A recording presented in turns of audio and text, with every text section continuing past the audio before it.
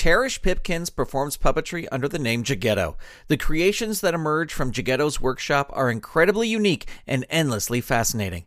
In this episode, I sit down with Jeghetto to discuss his path to puppetry, the different shows he's created, his work with Missy Elliott, and much, much more. It's all on this episode of Under the Puppet. You're listening to Saturday Morning Media. And now, back to our show. The new Under the Puppet app is here for iOS and Android, and it is absolutely free. Download it today to get all the episodes of Under the Puppet in one place. Plus, you'll hear new episodes before their release, get exclusive bonus episodes, and more. Just search for Under the Puppet in the Apple App Store for iOS or on Google Play. You can also visit SaturdayMorningMedia.com/apps for direct links. The free Under the Puppet app for iOS and Android. Download it today. Welcome to the show that talks to puppeteers about the art and business of puppetry. My name is Grant Pachoco, and this is Under the Puppet. Welcome to Under the Puppet. Quick announcement before we get to this episode's interview. I'm trying something new starting with this episode of the show, and that is a new puppet-related giveaway every single episode. Be sure to stay tuned after the interview to find out how to enter this episode's giveaway. You know, when I started this podcast back in 2017, I asked you for suggestions on who I should interview. The very first suggestion I got was from Alan Gratz, who sung the praises of puppeteer Cherish Pipkins, a.k.a. Jeghetto. Jeghetto creates and performs astonishingly unique marionettes out of reclaimed materials and entertains both children and adults with them near his home in North Carolina and at festivals across the country. He's also created some incredibly important pieces of puppet theater and has performed in a music video and commercials with Missy Elliott. I was fortunate enough to catch up with Jeghetto at the 2019 National Puppetry Festival in Minneapolis, Minnesota, and was grateful that he agreed to sit down with me to tell me his story for this episode of Under the Puppet. Jeghetto, I'm super honored to have you here on Under the Puppet. Thanks for coming on the show. Man, it's an honor, man. Appreciate being here. Well, as I told you before we started recording, you were someone who was requested. Someone was like, you got to see what Jeghetto is doing. You got to see, you got to get him on the show and talk to him. And we are right now at the National Puppetry Conference. And tonight, I just saw your performance. It was amazing. And we'll get to that. We'll get to what you're doing now. But I would love to start. Do you remember the first time you were exposed to puppets? That you saw puppets? I mean, just like anybody else, Sesame Street and PBS Electric Company, Romper Room, all the great. I'm an '80s baby. Yeah. I mean, I'm 47, so I grew up with all the Muppet Show. I used to love that. Yeah. You know, when Miss Piggy would like chop Kermit and fly into the wall. Oh, right. Just classic. Mr. Rogers, which is a big influence. I actually met him and like hung out with him. Oh, awesome! Like a couple months before he passed. So, wow. Yeah. I still haven't seen a documentary yet because, I don't really want to cry. Yeah. Like that. So, yeah. Even if you haven't met him, you'll cry, but I'm sure it means a world more if you've met him, yeah. When I heard the news on the radio, I was in the car, and I just, sobbed uncontrollably. It was like losing an uncle, just the effect that half hour had on my life. That was half the influence of why I'm doing puppetry and working with children, too. That's my main thing. My passion is puppetry and working with children because I'm a former therapeutic foster parent, and I've worked with children with special needs at a private school. So, awesome. I missed that. Yeah. And I'm sorry, I'm going to stay on the Mr. Rogers thing for a second. When you met him, were you already doing puppets at that time? I was not. No, I was a live performance painter. Oh, okay. And I was doing a live painting on a local television show at the QED studio. Mm-hmm. That's where his studio is located. So after I finished what I was doing, I was invited to see the Land of Make Believe. I was on that actual set. Wow. I played with the trolley. It was crazy. I just reverted back to a 7-year-old. Yeah. Where did you grow up? Originally from Pittsburgh, Pennsylvania. Pittsburgh, okay. Yeah, yep, so that's the area. Yeah. Old steel mill town called Clairton. Okay. 45 minutes south of downtown in the Monongahela Valley. Awesome. The Mon Valley. Yeah. And were your parents creative? My mother was real creative. She doodled. She really didn't draw, but my father was a phenomenal visual artist. Oh, cool. Yeah, that's where I got my drawing from. That's the air conditioner. Sorry, ladies and gentlemen. Yeah. So your father was, did he display his arts places and have showings or stuff, or was it more just for his own work? Just his own thing. Yeah. Yeah. And my mother, she did like artsy, crafty stuff, and she always, like, matter of fact, got into these flower arrangements, and they were just incredible. You know? So she had the art, and she paints now that she's older. I catch her, she'll like send me a picture of a painting she did. Yeah. So yeah, she has it, but I like took it full on. When you were in school, were you pursuing creative stuff in school? I was always drawing and creating and making stuff. Like even I grew up in the projects, just a average African American story, stereotypical story, and I used to always make stuff. I remember there was this man named Mr. Clifford. He used to cut hair in his basement, so my mom used to send us over there, and he taught me how to make these like elaborate paper airplanes, and I would teach my friends how to make them. So I was always doing like little art projects with my friends, but never realized I was doing it until I looked back. Right. Like, when the ice cream truck would come, we would take our popsicle sticks and we would scrape them on the corner of the curb to make designs in them, and then stick the popsicle stick into a straw and shoot them at each other with rubber bands like arrows. Yeah. We used to play Indians and Indians. Nobody wanted to play the cowboy. Deadly arts and crafts. Oh, yeah. So I could have lost the eye, seriously. Yeah. Those were the days. That is great. And was there any puppetry involved in this point, or just not at all? Like, I know you said you saw it on TV, but... Yeah, I didn't build my first puppet till I was 30. Okay. Like, late in the game. And what was the inspiration to do that? Just wanted to try it, or? Well, I was part of Artist Collective, and I was doing these crude wire sculptures, and it looked like scribble. I used to call it 3D scribble. So I built my first puppet in that style. I just put clothes on it and strung it up, and it was the host of a open mic that I did because I'm a lyricist too. Oh, cool! I write rhymes, spoken word. Yeah, so I used that puppet to host, and it was a big reaction. So. I made a couple more, and then my downstairs neighbor, Brian, what's his name? Brian Holderman. We used to do murals together. Matter of fact, he was like, "Oh man, cool hipster type of guy. Oh man, you made a puppet." He's like, "You gotta check out this movie." This was back in probably 2003 or something, because I didn't leave till 2005. Mm-hmm. So he ran downstairs and came back upstairs with a VCR tape of Being John Malkovich. Oh, yeah. So that beginning scene, I was like, I want to do that. I'm a puppeteer, so I started working with different materials. And I actually met Philip Hubert in Santa Barbara, which was amazing. That was like a full circle type of thing. Yeah. And was your first puppet, was it a marionette? Yes. Yeah. You just always attracted to that style? Well, that's what I started off, but I've branched off. Now I do every puppet style there is, and I do hybrids where I will merge like rod and string puppets, and that's why my puppets look so crazy. They look amazing. They're fantastic.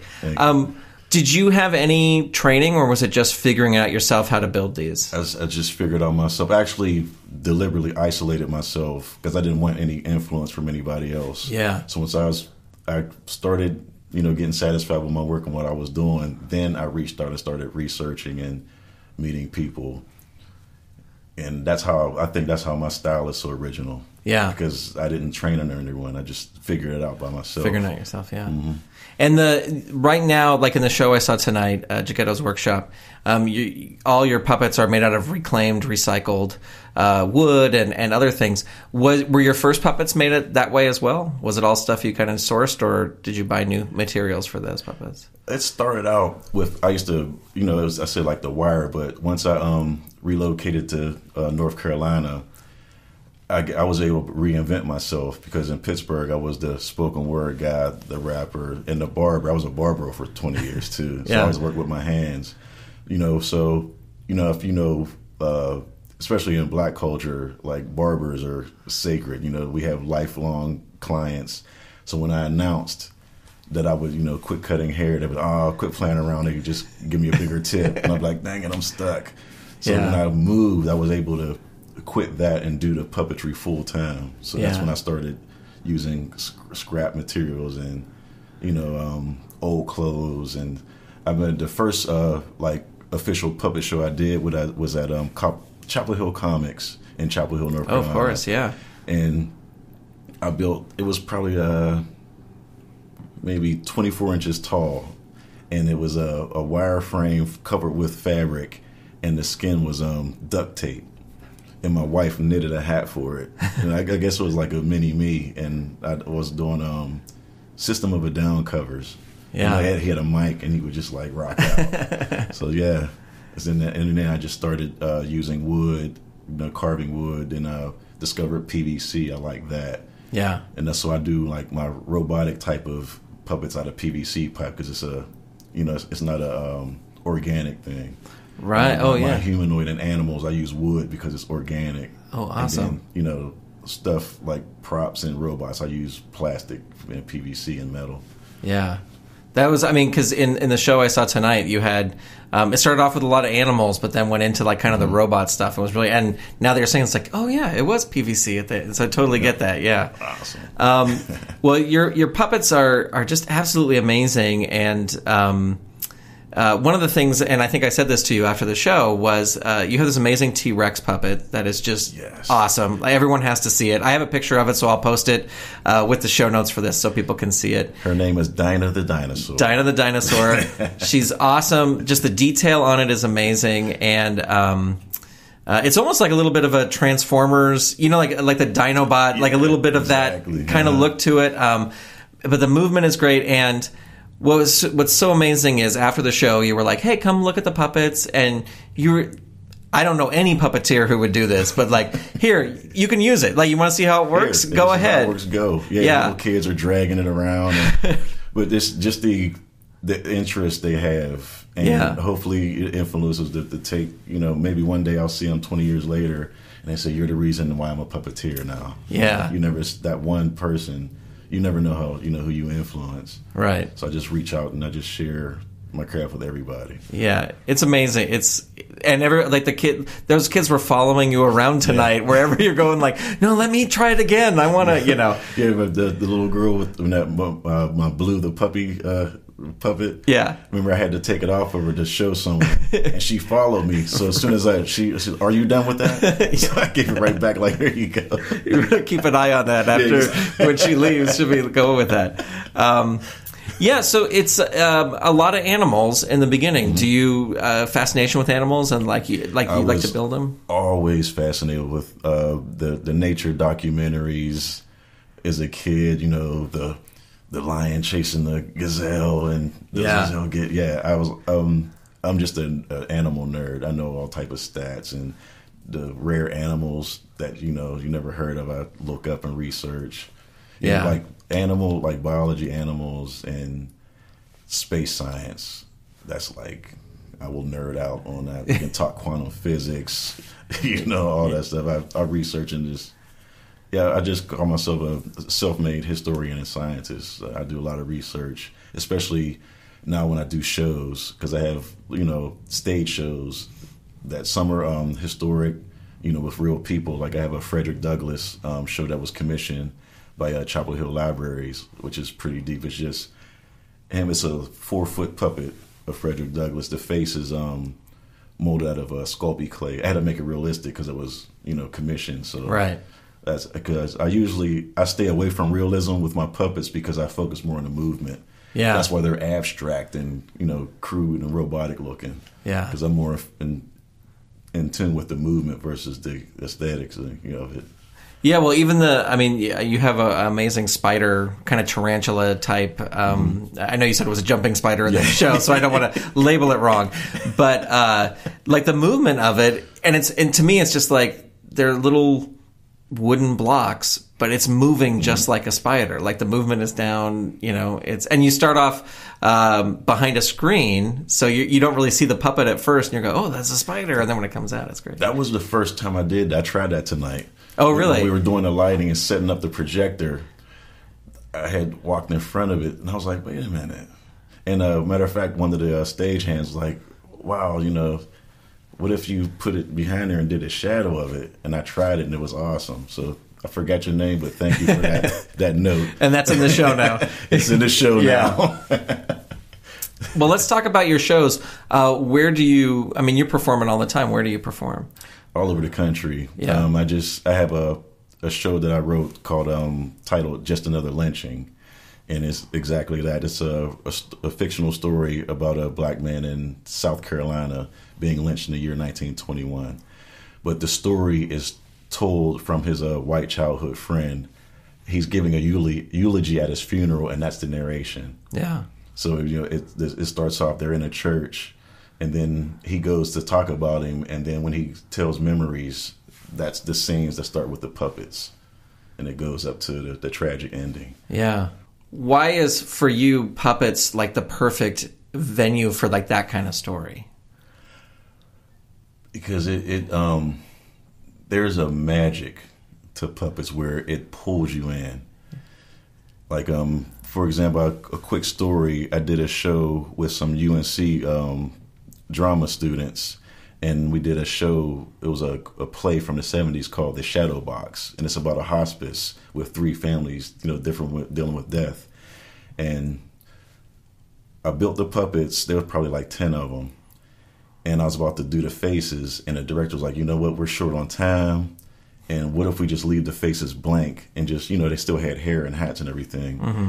So we did the show, and there were a few people that came up after the show asking, like, well, how did you get that puppet to smile? How did you get it to laugh or cry? And we, like, pulled her over, and we showed her the puppets didn't have any faces, and she just had this blank look on her face. She just walked away. Yeah. And, like, I think if it's a human actor doing it's like you can be biased or, it's just different. Puppets just remove any bias you have, and it pulls you into that situation. Yeah, it's amazing. It's absolutely. I want to see all these shows. Each show that you're saying, I want to see that one. I want to see that one. Oh, my show's Pinocchio. Yes. it's a android who wants the real b-boy, and I call it a hip opera.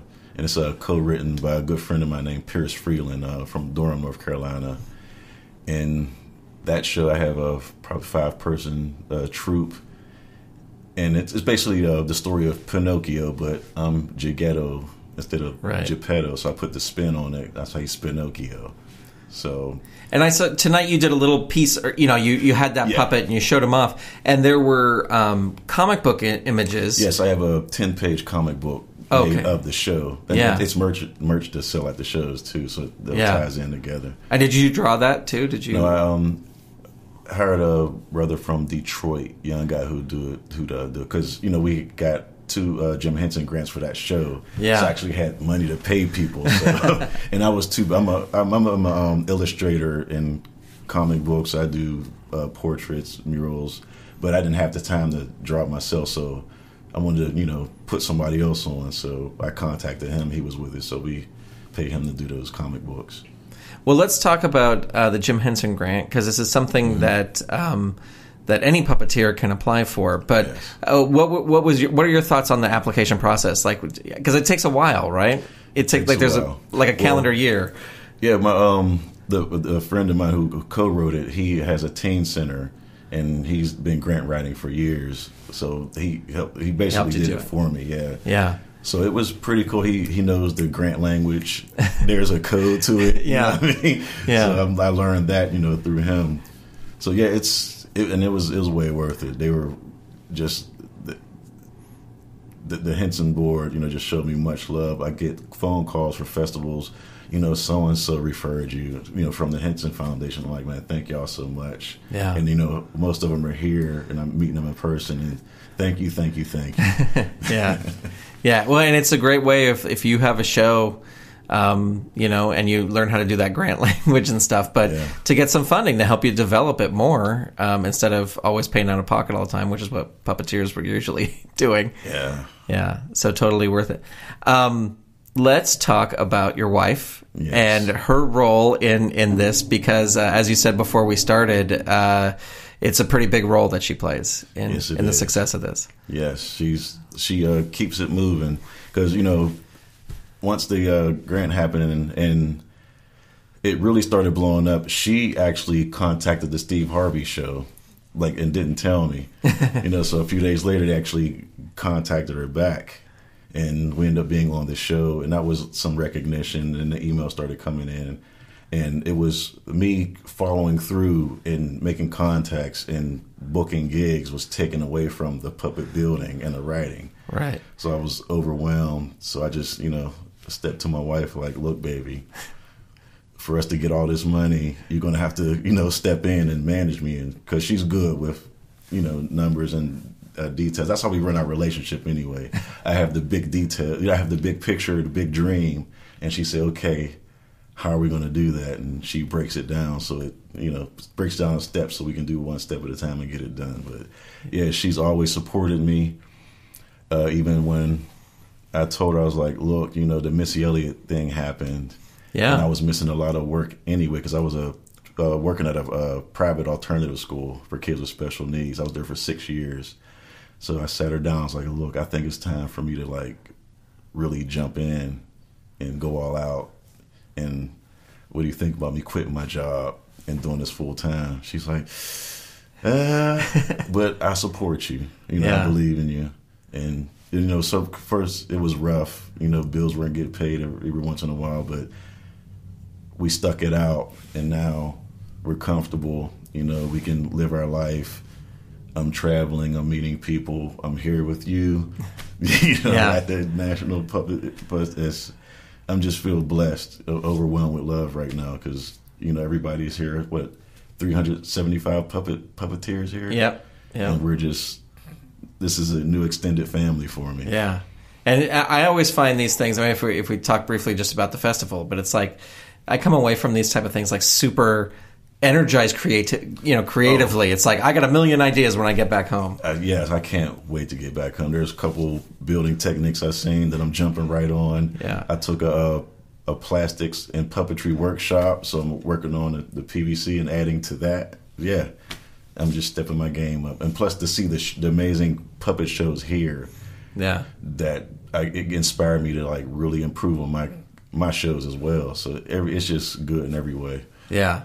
And I also find the puppeteers are very free with sharing their techniques, their secret. It's not like, no, I'm not going to, you can't look at this because, every show I went to this weekend was, please, after the show, come up and take a look at everything. Ask me questions. I'm an open book. Yeah. Definitely. Yeah. Well, another thing I wanted to ask is, in your show, the Jeghetto's Workshop that I saw, and this is unfortunately the only one I've seen of your shows, but of course there's the amazing puppets, very musical, had music in it. Did you write the music for the show? I did not. A good friend of mine named Hero out of Detroit. He's a producer, and I was introduced to him through our friend Pierce because Hero's father is from Durham, but he lives in Detroit. So once we started doing the show, he was like, man, I have this guy who has these beats that are perfect for the show because they're clean, crisp, digital, Afrofuturistic sounding. And his tracks, the music that you heard in Jeghetto's Workshop is the music from the Pinocchio show. Oh, okay. Basically. Yeah. But besides a couple of tracks, but it's basically the score for it. Right.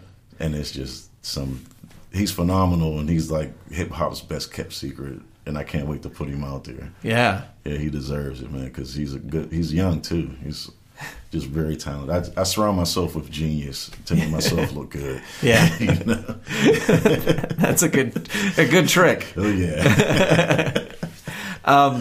The other thing about your show is you had a projector with some great visuals, and it was funny because I'd be watching the puppet, and you had the and I'm sorry if I'm labeling him wrong, but sort of the robot with the gun. He had a big, huge gun, yes, and just total action figure, really awesome. But then the visuals are Robotech, kind of, not from Robotech, but big machines. And I realized, you're shooting the gun and there's battle scenes on this thing. So do you spend a lot of time creating those images as well to go along with the puppets? No, I just Google search and just pull them off and filter them, Yeah.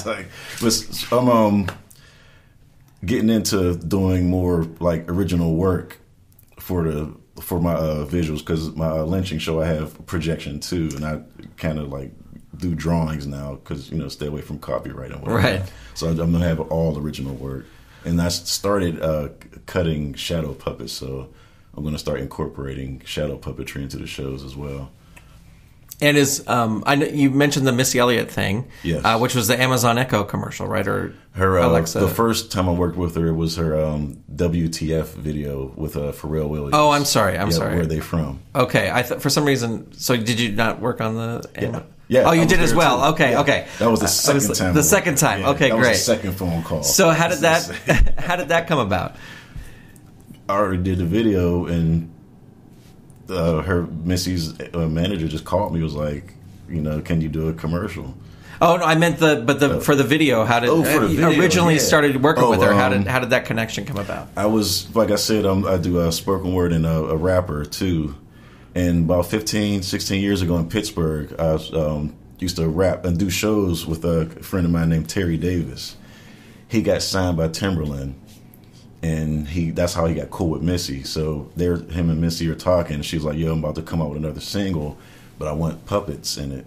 So he heard I was doing puppets now, so he hit me on Facebook. Was like, "Dude, hit me up." And a few days later, I'm at work on a 3-way conversation with him and Missy. Walking around my school playground, my coworkers like, "Mr. P, you coming in?" I'm like, "Wait," it's like I was supposed to be in the classroom. Yeah. So I walked in the classroom like with this look. She's like, "Who was on the phone?" And I was like, "Missy Elliott." Like, get out! I was like, I know. So yeah, that's how that happened. Just it's who you know. Yeah, a friend of a friend. Yeah, but that's awesome. Great. Did that lead to other opportunities? I mean, it led to the commercial, obviously, as well. And I got to perform live with them on The Voice. Oh, awesome! They built the puppet stage. I was hitting, but I was controlling the Pharrell puppet. Matter of fact, my finger dipped down into the you can see my hand for a quick second. Well, and if you don't want to talk about this is fine, but this is something you and I kind of commiserated over. So if you don't want to go too much into it, but you were on America's Got Talent, just like I had a puppet character. I auditioned, but I didn't make it on TV. Yeah, right. Me too. Which is sometimes a good thing, not to make it on there. I preferred, now that things happen the way they did. I'm glad that I did experience that. Yeah. But let me ask you this, because we won't necessarily get into the details of the show, but this is something that puppeteers get approached with, especially if you do shows. I'm surprised there's not somebody from AGT here at the festival looking around for acts, because it would seem that they would. But going on it, knowing what you know, would you ever do it again? I would not, because I was offered. I was contacted by another producer. And I was like, no thanks. Yeah. I'm in a different path, and I know where I'm going now. Yeah. And plus, I did a video with Missy Elliott. Like, come on now. Right. I'm not going to get buzzed off the stage, or re-edited like we were talking about to be, this guy's a jerk. Well, I said nice things the whole time. Yeah. I don't think I would do it either. But yeah, it's fun too. We have those stories now. Yeah, exactly. And plus, that was my first time in L.A., and I got to meet her first cousin. And the dream of mine was to busk on Hollywood Boulevard, and I did that. So it was way worth. Thank you for the audition. Like, seriously. Yeah. Because there's other things that happened that made it worth it. Because of it, yeah. Yeah, because of it. Yeah. So do you do a lot of shows like in libraries for kids and stuff like that? Yeah, I actually do a library tour. Well, I do library tours during the summer. Yeah. I'm in Chapel Hill, North Carolina. They do a lot of work in Durham. So the Durham Library System contacted me, and I did a week-long tour in Durham. I did 7 shows in 5 days at different locations. Yeah. So that I love the babies, man. The reaction that the kids get, Yeah. It's that look on their face is like, wow, that's why I do it, man. Yeah, I can see like a group full of kids when that T-Rex comes around the table. There's always one out. There's always one that's like horrified that has to leave the room, but other than that, the other kids love it. Yeah. Or if they are scared of it and they overcome that fear, because usually I say, just touch the tail, or I'll drop it and let it fall dead. Like, see, it can't move if I'm not moving it. Yeah. So just confronting their fears, just one puppet at a time. Yeah. You know. Yeah. And, I think a lot of puppeteers should, I think a lot of puppeteers like, I want to be in TV and movies and stuff, but there are these opportunities like library shows and going out and other things that are a great place to work on your skills and to put together shows. Yeah. And it's another thing that I realized when I auditioned for America's Got Talent. I was like, yeah, I'm ready for Hollywood. And I really wasn't, It's because there's certain things that they're looking for, and I'm not willing to be that certain thing. And I realized that too. Like, I have to do it myself on my own. That's how I lived my whole life. As I deliberately stayed away from college and made my own way. And now I just need to do it myself. I'm so anti-system. It's ridiculous, But it wasn't Married with Kids, I'd be living out in the woods, building puppets in a shed somewhere. Coming to town just to do puppet shows. It's the puppet man. Yeah, he's coming to town. He's crazy, but he's awesome. Don't look him in the eye. Well, you've done a lot of amazing things. You performed all over and working with Missy Elliott and stuff. What has, and you're certainly, I'm hearing more and more about you and stuff, and you're just climbing and doing more stuff, but what's been the highlight of your career so far?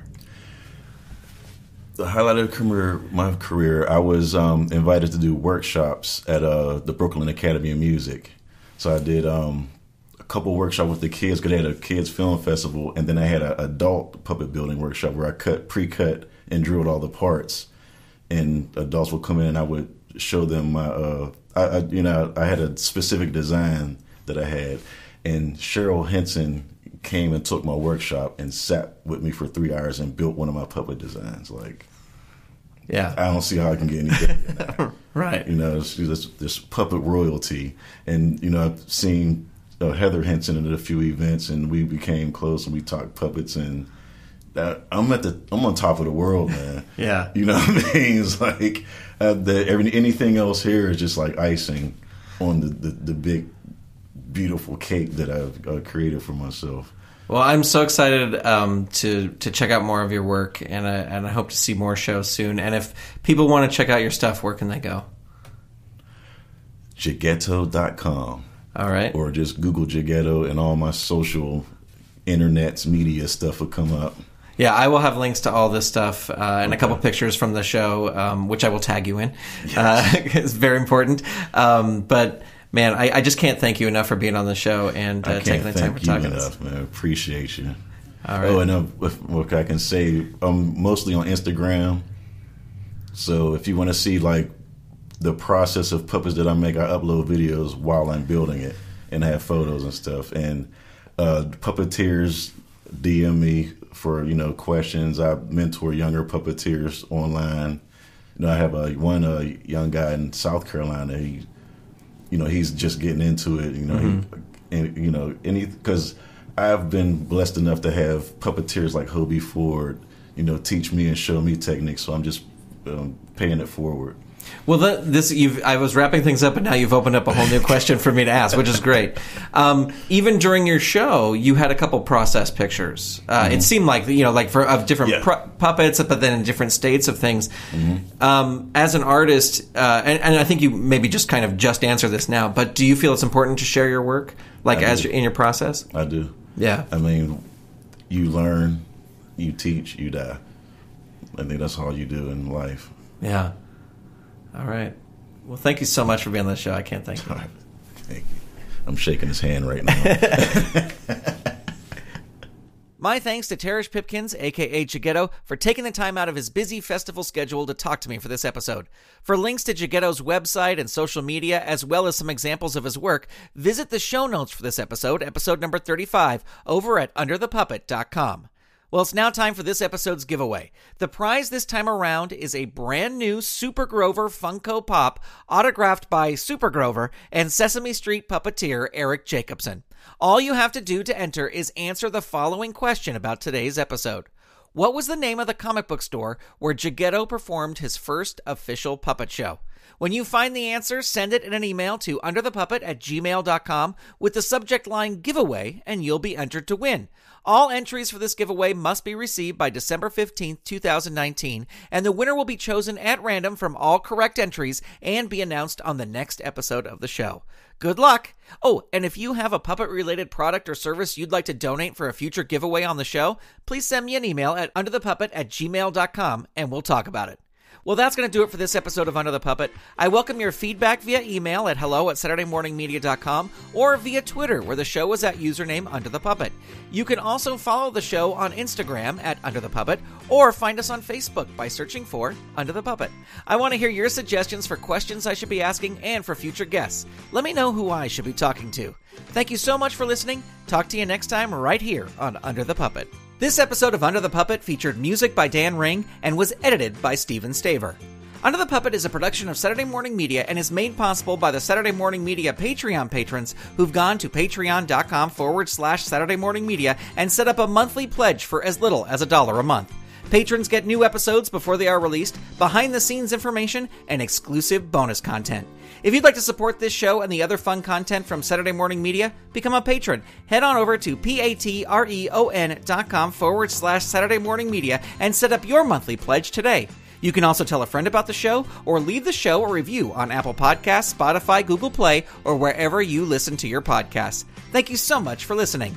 Under the Puppet is copyright 2019 Saturday Morning Media Grant Pachoco executive producer. All rights reserved. www.SaturdayMorningMedia.com.